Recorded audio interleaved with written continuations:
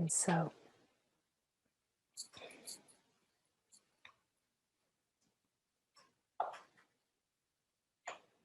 to be filled with truth, to be filled with the self, there has to be an emptiness. Be empty.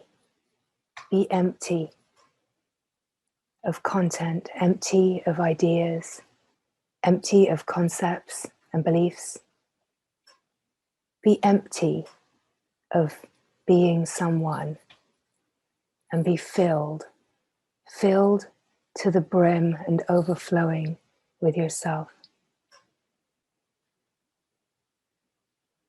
To know yourself, there has to be an emptiness for the self to rush into. We could say that if the attention is with things, with objects, then you will not notice the truth that is here. It's the same. We can play with words in so many ways to point to something that is at once so incredibly obvious because it is the most intimate thing. Your true nature is not a breath away from you. The intimacy is more close than can be imagined.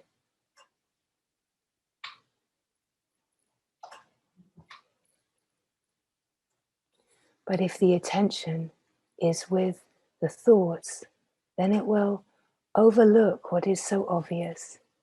The mind will say, well, it's not obvious. This is hard. But it's not. It's just that it's so incredibly simple. And the mind is habitually addicted to complexity. The mind cannot look and the mind cannot find.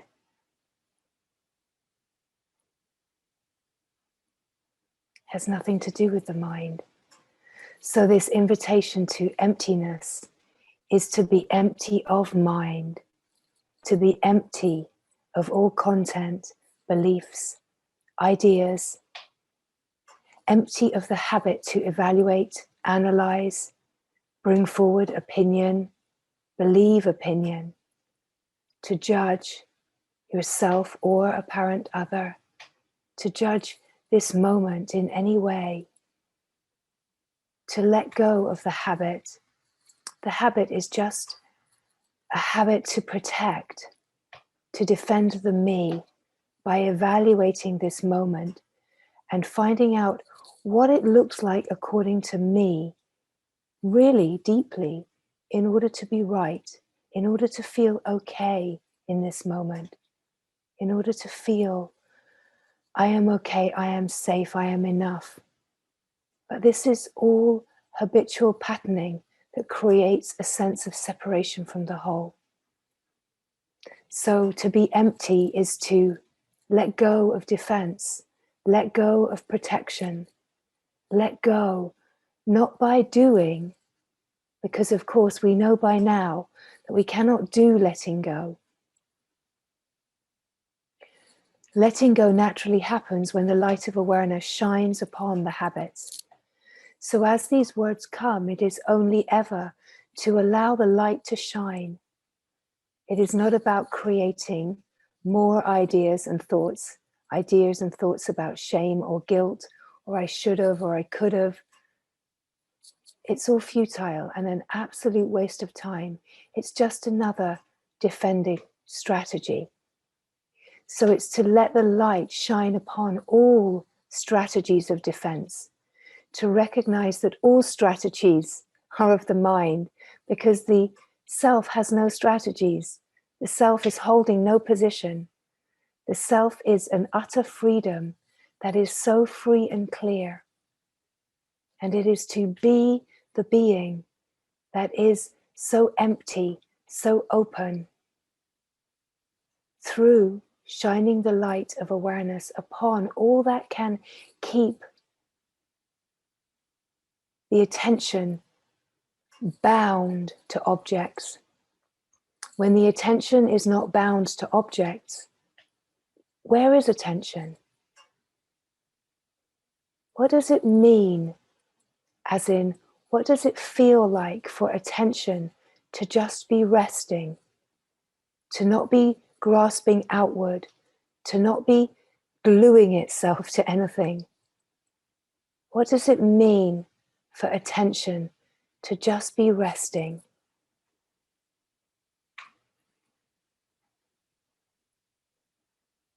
You come to the presence of just being, where attention is so simply resting. There is a relaxation. The light of awareness can then shine upon, oh, the contraction, the tension of holding the position of a me. Being so habitually moved to be in the experience of being someone. It's just an experience. It's an experience that comes and goes. But what is constant? What is constant is this moment that never moves, the presence that holds no position, the presence that is ever present, eternal, timeless, now, omnipresent, everywhere, openness, boundless, infinite. Feel this truth, confirm it in your direct experience of being, the simplicity of being.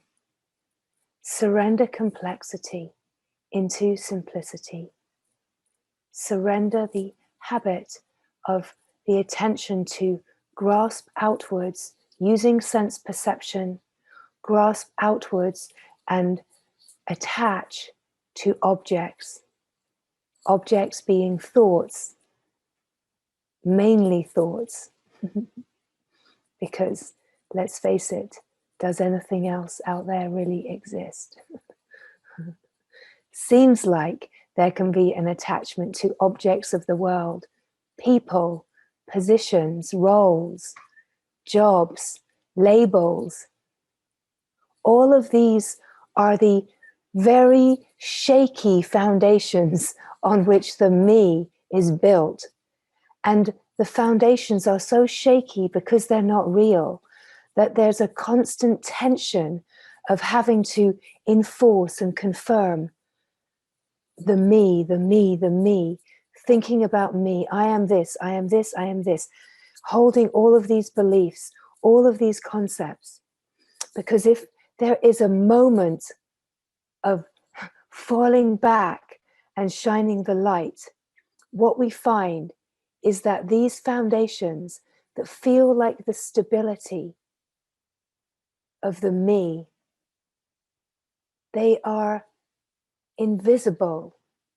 They are not really there. They are made of space and air and nothingness.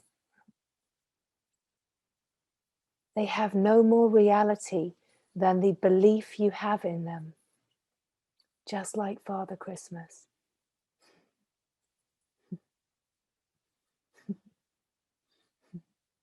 You believe, it will seem real. When you see through the illusion, you can't help smiling. Maybe a little disappointed in the first instance. Because it has been such a habit to believe in the me and to make such a strong case for being a good me, being a right me, being a me that is successful, that is a good person, a kind person, and doing right in the world. But what we come to see is that the character, it doesn't really matter what the character is like, because it's all illusion. So being addicted to the character, it's all a waste of energy, because the character is just going to be whatever the character is going to be. It's being orchestrated out of your consciousness in order for you to see that you are not the character. It's the only reason that it's there, is for you to see that that is not who you are.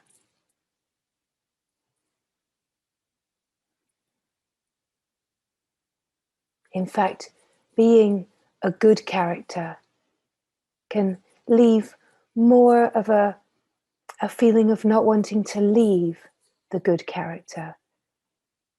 I'm a good person. I'm a good person. I don't need to be free because I'm a good person and I'm living a good life. You see, it's a trap. It's a trap.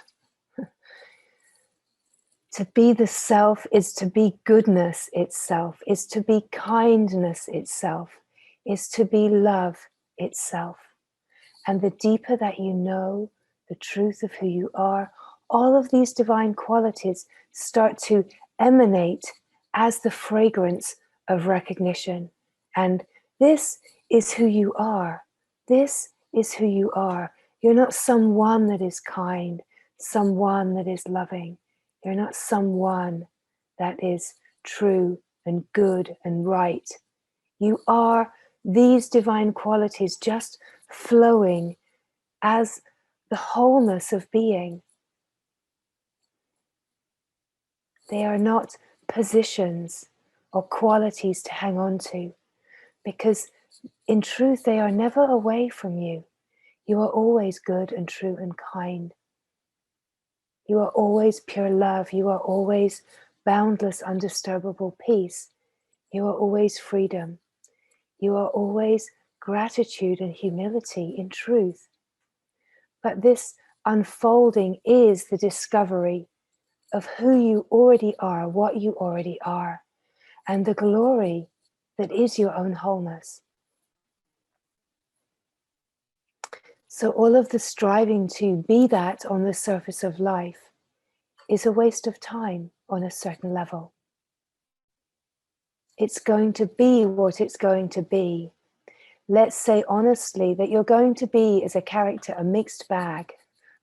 You're going to be a mixed bag, and you're going to be full of all of the qualities that all characters are full of in equal measure. Sometimes those characteristics play out on the surface of life in very strong ways, and sometimes they play out in weak ways.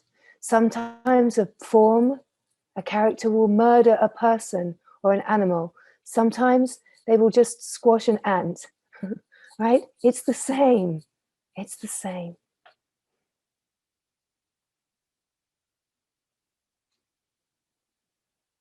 It's not about being righteous as a person. It's about being the true one, the true being that you are.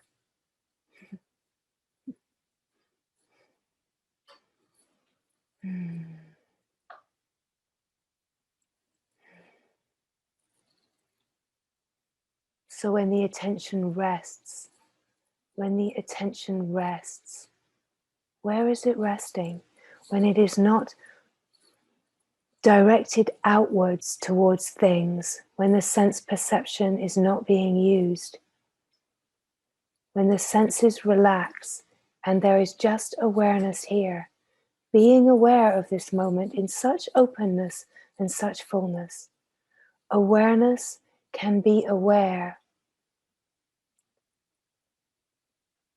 of all that is moving and changing, watching what is moving and changing.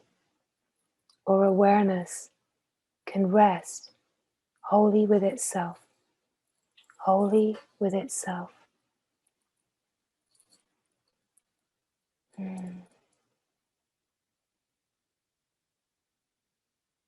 And then there is stillness, the recognition of stillness, the recognition of silence, the recognition of just being, that which is so obvious and yet which is so easily overlooked.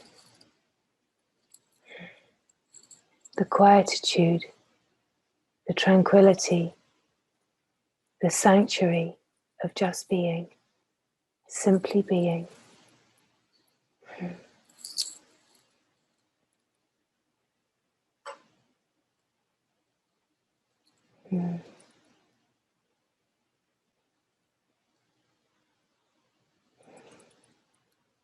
When there is a coming to being and a resting, all of the divine qualities can permeate and move closer to the surface of life naturally. The recognition that this moment, with no agenda, with no position, is just happiness itself, is openness itself. There is a joy here in the simple unburdening of being a me that needs to protect, that needs to hold on. The surrender that happens when the felt sense of the resonance of being starts to really come alive, and the resonance of being coming alive, it holds a magnetic pull that's very compelling. And that magnetic pull is here because this is the holy quest. The holy quest is for the self to know itself fully. So when there is a resting, there can be the subtle and getting clearer revelation that everything that has been longed for is right here. In the resting, there is the fullness. In the emptiness, the fullness can be felt. The fullness of just being. Empty of content and full of the self. Empty of that which is not important and full of the wild and beautiful clarity of being. That which truly matters. Empty of ideas and concepts and full of truth, of wisdom. Empty of being the one who knows and full of self-knowledge, the knowledge that is clarity, that is the self-knowing itself. Empty of emotion and mood and story, and full of heart, true heart, the fullness of heart, the fullness of being unconditioned love, the infinite heart, the wide open, boundless heart that just is, where there is no reason for being, that being just is, does not need a reason, does not need to understand, because it just is. What is just is. And this is true across the board, that what is just is, always. How do you know? Because it is. And this moment now is all about what is here now. Not to be distracted by the content, but to see that there may be content, there may be not. But to rest in the felt sense of being. The content is irrelevant, because knowing yourself is so compelling and rich and beautiful. And as aware being, you are simply aware. You cannot not be aware. But the more you are aware of yourself, we could say that the appearance of the world disappears, and the recognition that it doesn't really matter comes out of recognizing that it only appears when thought is here. When you are resting in the depths of being, there is just the being, just being.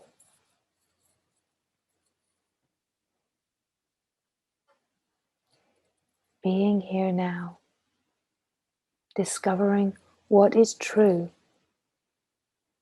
What is true is yourself.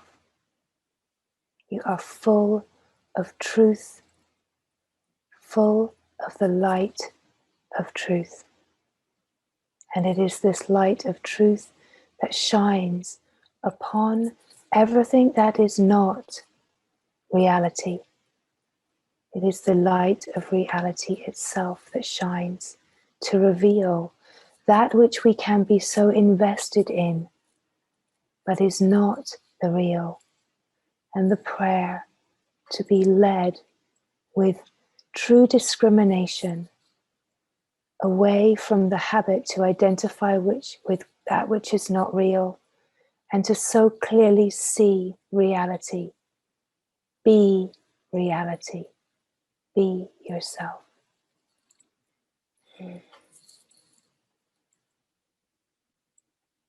So we have to see through the illusion of the world and come to know the self in order to then see the appearance of the world from a very different perspective.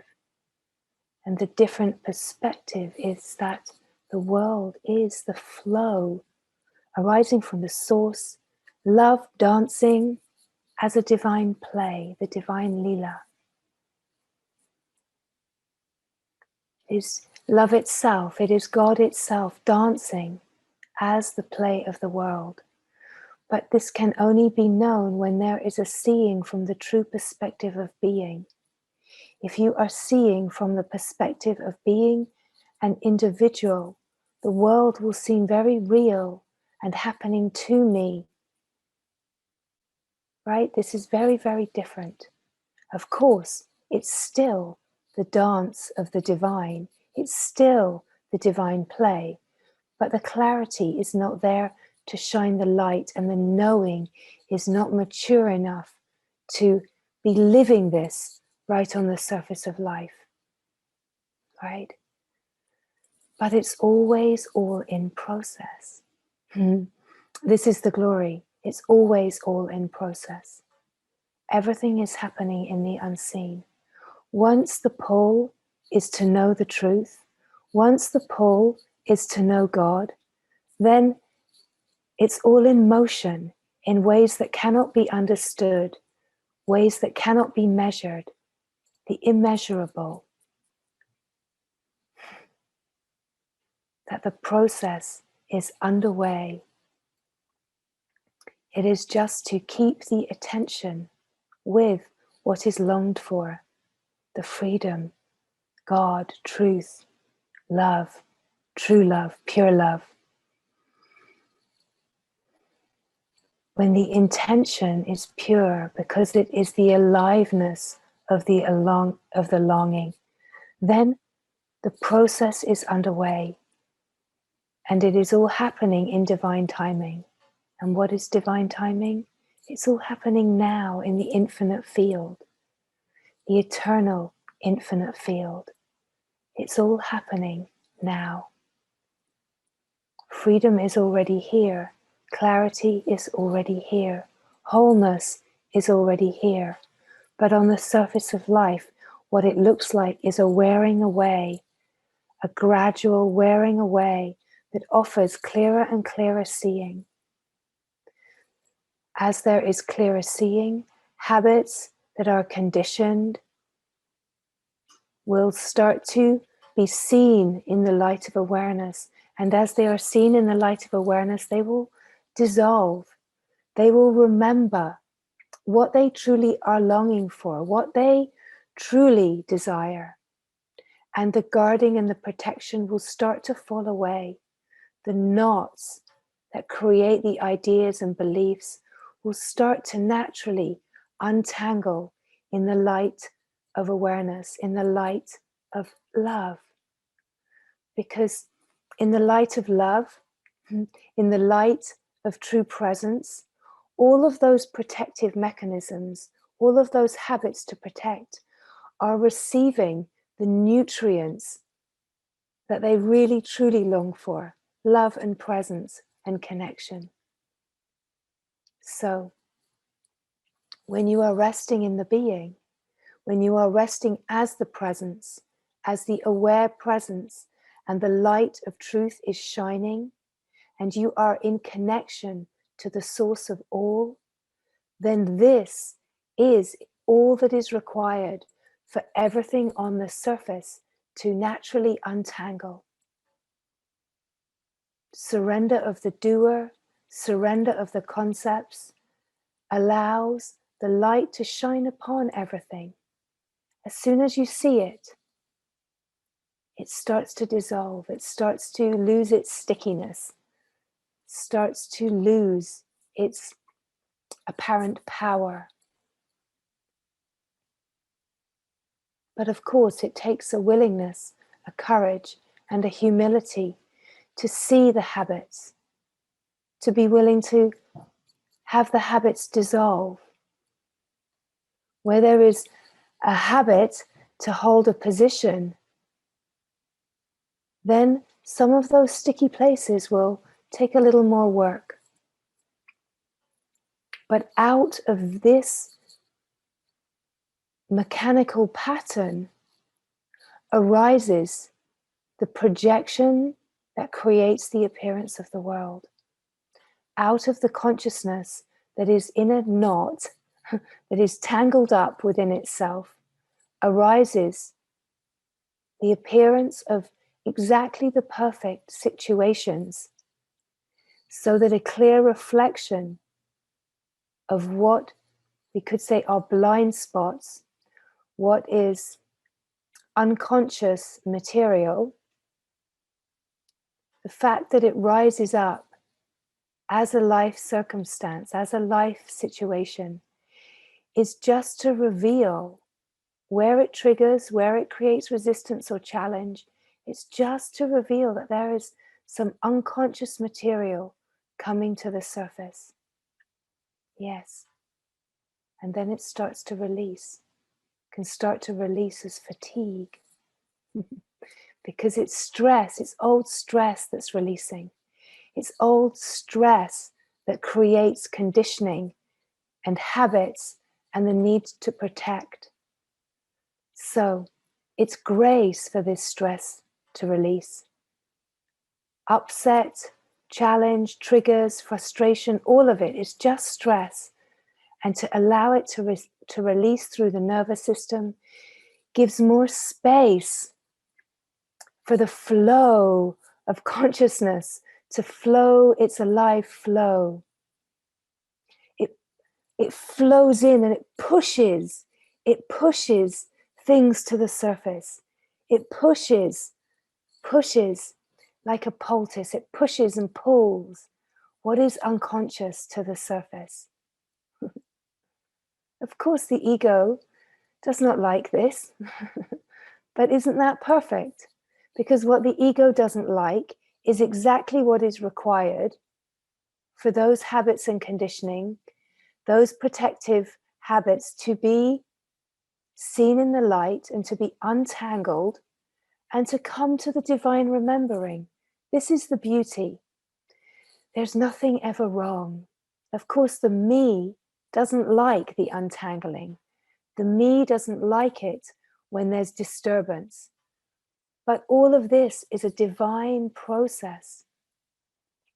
A divine process to bring everything that is knotty and gnarly into the light of divine remembering.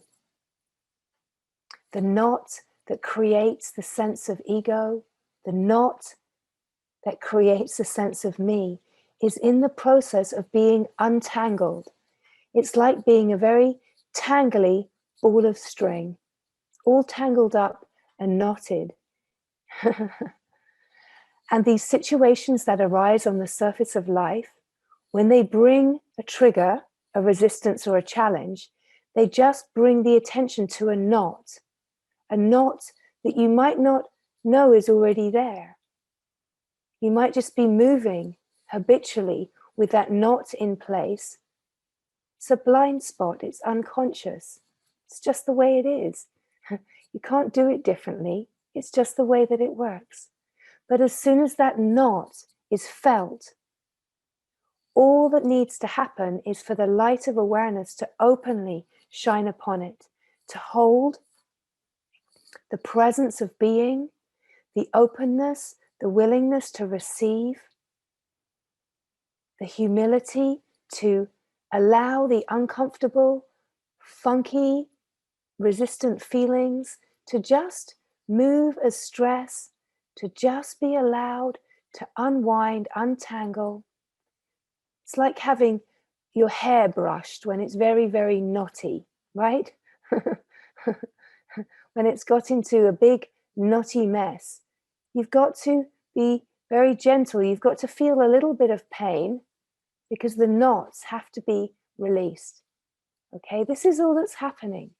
And the simple way of saying it is that it's just stress releasing from the nervous system, relieving itself, harmonizing itself, balancing itself. It knows how to do this, does not need help, does not need micromanaging.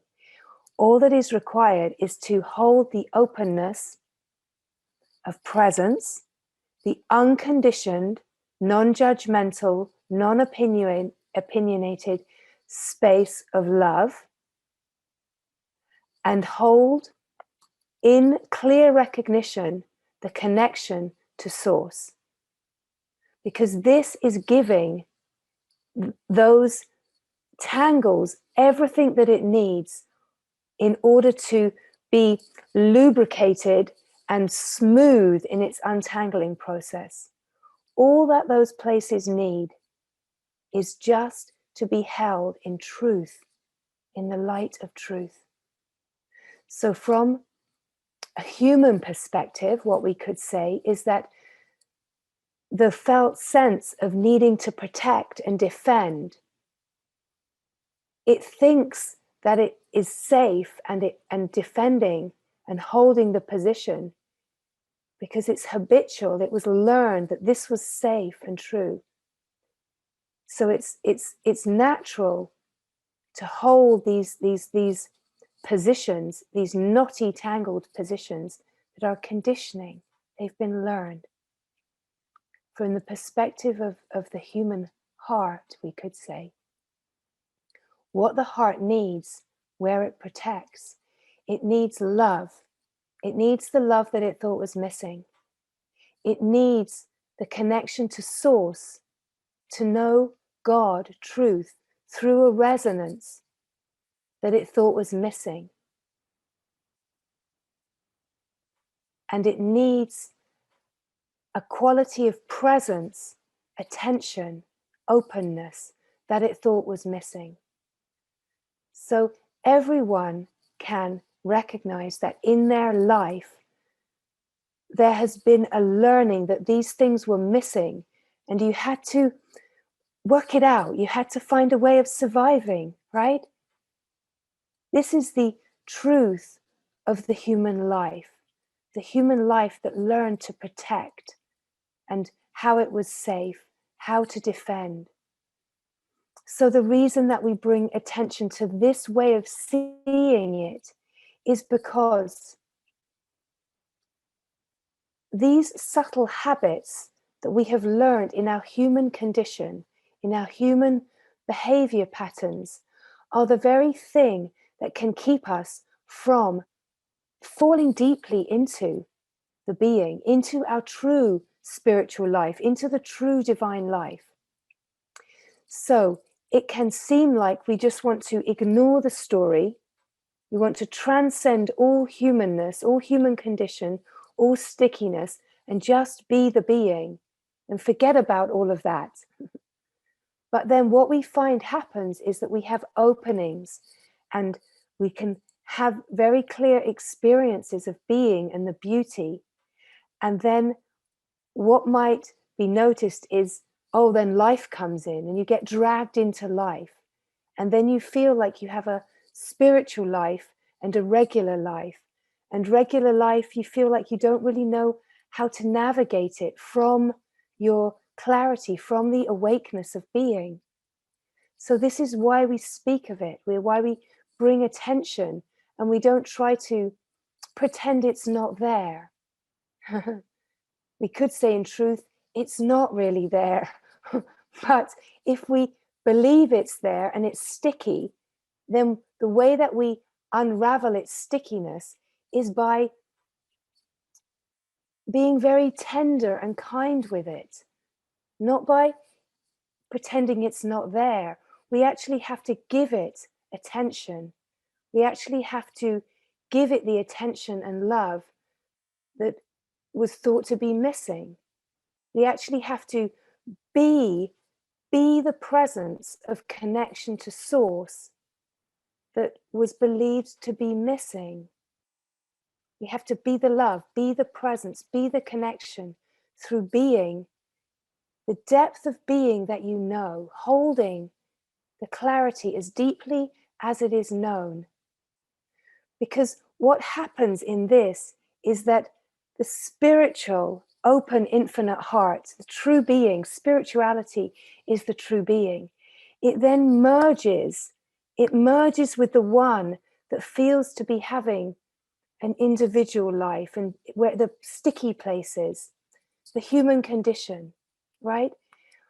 What happens in this truth and this willingness to see that there's wisdom in absolutely everything, it holds the space of presence, but it's to recognize then that the space of presence, of love and being, is yourself. It's we could say, the lesser known part of yourself, and yet it is the infinite, unbounded part of yourself. We have been identified and living as the small me, as the conditioned part. When we come to know the unconditioned part of ourselves and its boundless nature, its freedom, its clarity, its light, its beauty, then this part of you that is the true self holds the space of knowing for the part of you that doesn't know that or seems to not know that. And it's this willingness to hold a space of incredible openness, love, vulnerability, humility that allows the conditioning and the protection and the habit to defend to relax and not continue to perpetuate and drag the attention into the smallness, but it allows that habit for the attention to be dragged into the smallness, to relax, and we could say be magnetized into infinity, right? It turns the journey around. It turns around the habit to keep being pulled in the groove of identifying with the personal. It untangles it into the freedom of being magnetized to its infinite nature. So this is where it's all the same, but we have to see from the clear perspective and hold that clarity of love, unconditioned openness. And this openness, the mind, the personal, would call it vulnerability, but it's exactly the same. In truth, humility, we could say the person might call it being humiliated, feeling humiliated. But true humility is the freedom that comes where the conditioned habits, the tightness, the grip of protecting lets go. And then this quality of humility is the clear seeing where humiliation or the feeling of being humiliated is the taking it personally, right? Vulnerability is seeing it from a personal perspective. Openness is seeing it from clarity. Humility is seeing it from clarity. The undefended, courageous openness is the clarity, whereas the personal would feel the need to protect and defend, right? So wherever we see that there's a personal perspective being played, where there's resistance or triggers or challenge, it's just to find out, where is there the personal perspective being held onto here? And this is where it takes such radical honesty to shine the light on, where is there something unconscious wanting to come into the light? It's always because there's something ready to release. Sometimes it's obvious and sometimes not so much. And if it's not obvious, it's about being with just that slightly funky feeling, being with that discomfort, that feeling that something doesn't feel quite right, even just the feeling that clarity feels a little dulled right now. Because it just means that there's some stress through the nervous system coming forward to be released. It's naturally coming forward because it's perfect timing for there to be balance and harmony of a particular discordant pattern. Okay? So we say these words in different ways so that we can see it from the different possible perspectives, right? Because it's kindness to be able to see it from all perspectives, that we're never pushing away anything. Everything is invited into this moment. Everything is welcome to be here in this moment. But we just want to see it from a clear perspective. So if we identify and protect and move from that position, then we are perpetuating the illusion. And of course, if awareness isn't here, it's just what happens.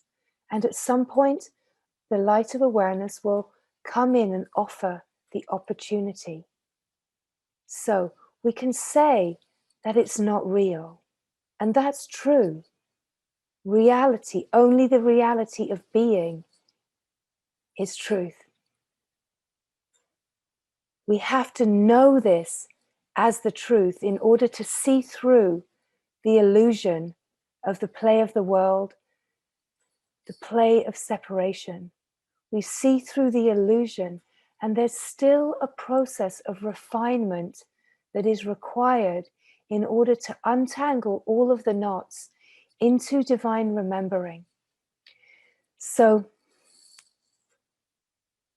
the me, the mind, can have this idea, it's wanting, it's needing, it's desire. It wants this to be quick and over. It wants what it wants, and it wants it now, because it doesn't want to have to be humbled. It doesn't want to have to let go. But that is exactly why this process of eroding has to happen.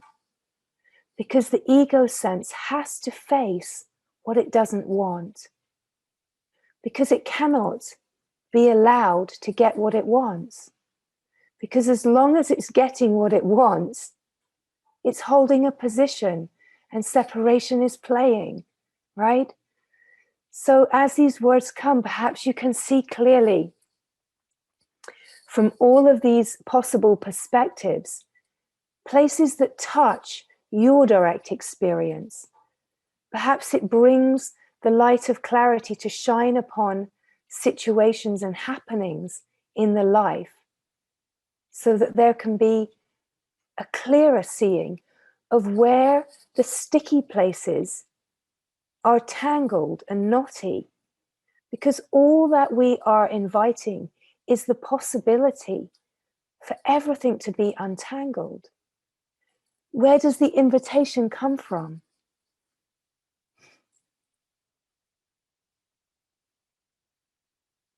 It comes from love. It comes from the being. It comes from the divine. It comes from God. It comes from truth. It comes from that which already knows what this all is and how it all works. And it's coming forward as a possibility to invite the highest possibility in the field of consciousness right now for the greatest untangling that is possible to happen. That possibility for the greatest untangling is the most alive when there is stillness, presence, connection, the light of being, and the field of unconditioned love, which is the heart, wide open here. We could say the more open everything is, the more there is a possibility at every point for there to be a greater untangling.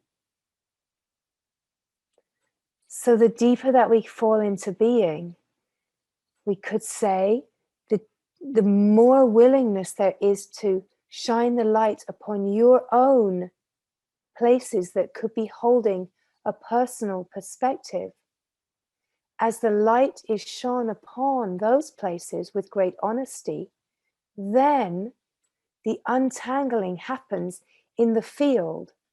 And as the untangling happens in the field, it releases the sense of a personal perspective for you, and it releases in the whole, in the collective simultaneously, because it's all the same, right? It's all the same.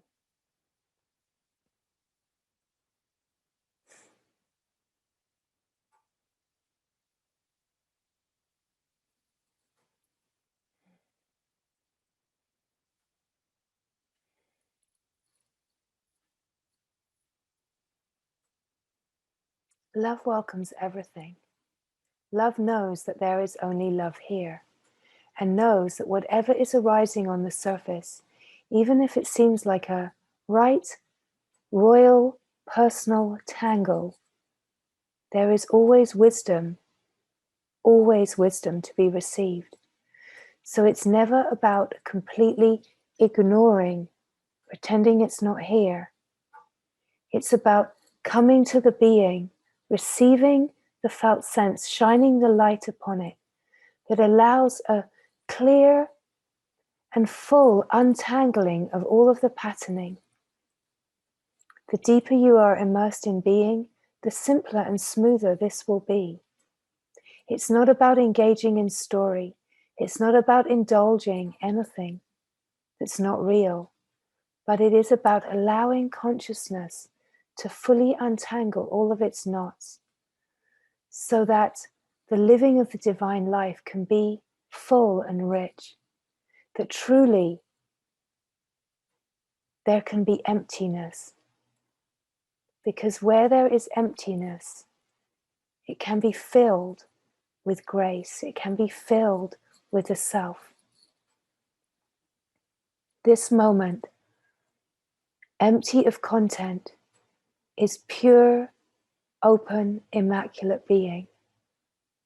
It is the open, infinite field of being that just is.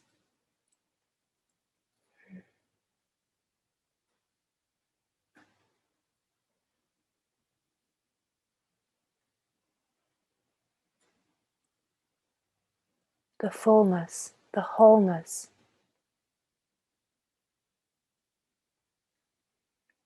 can only be known when there is not an attachment to things, when the attention is not being pulled by things. The jubilant celebration of the wholeness of being is always here now. It's the truth of who you are, always here now. The presence that is the stillness, the silence, your own presence that is infinite, vast, unbounded. The being, just being.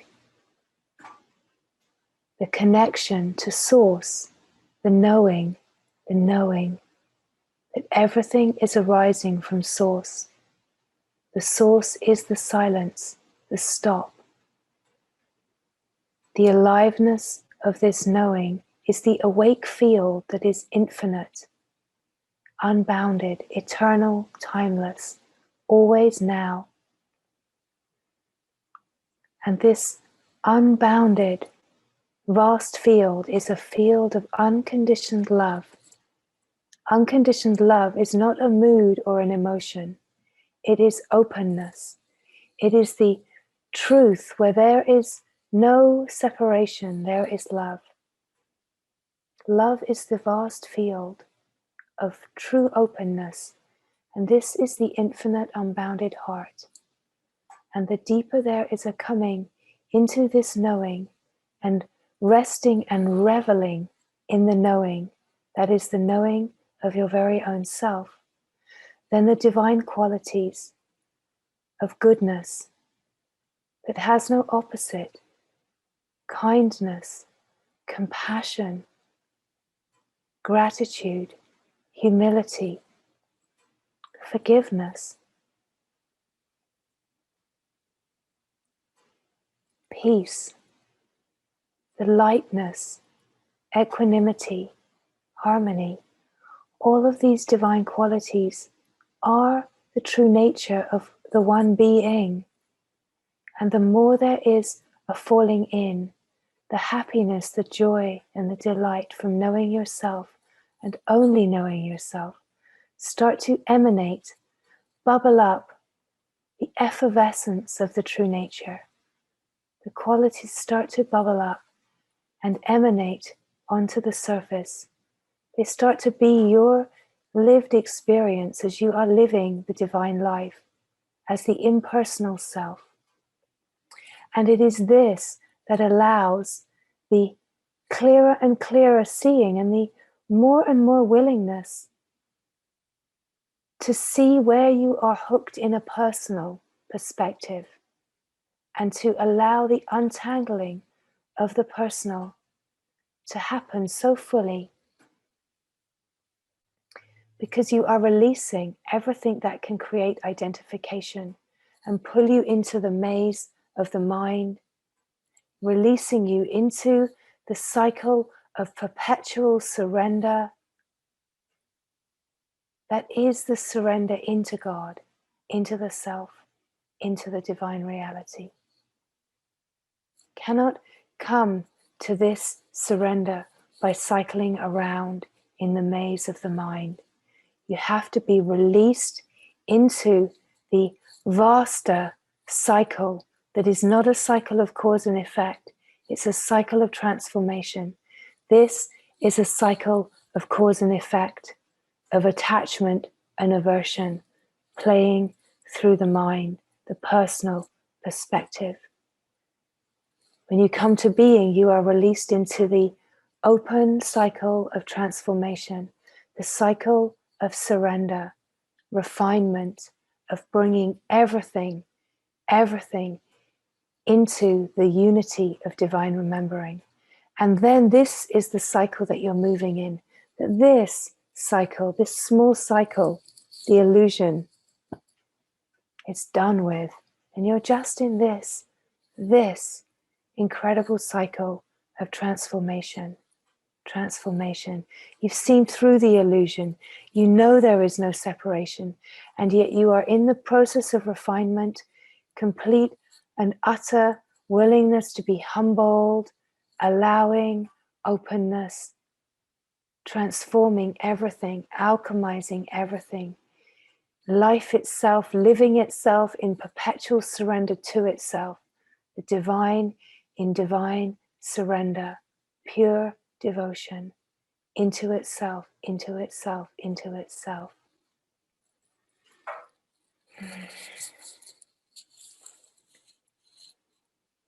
Mm. Mm.